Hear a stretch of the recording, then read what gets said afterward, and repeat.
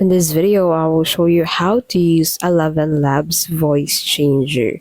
So to get started, go ahead and open ElevenLabs on your device and then sign into your account.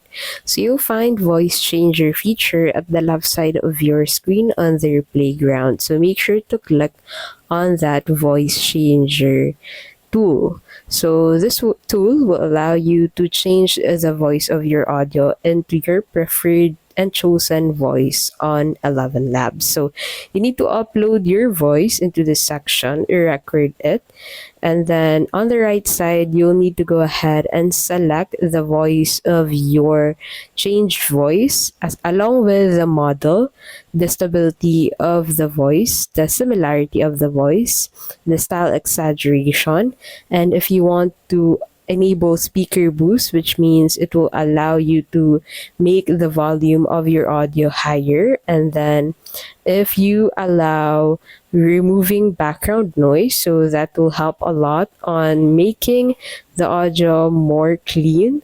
So that is how you can actually set that up. And then after you have uploaded your audio and set up the settings, you can go ahead and click on that generate speech button to be able to generate the changed voice. And that is how you can basically use ElevenLabs Voice Changer.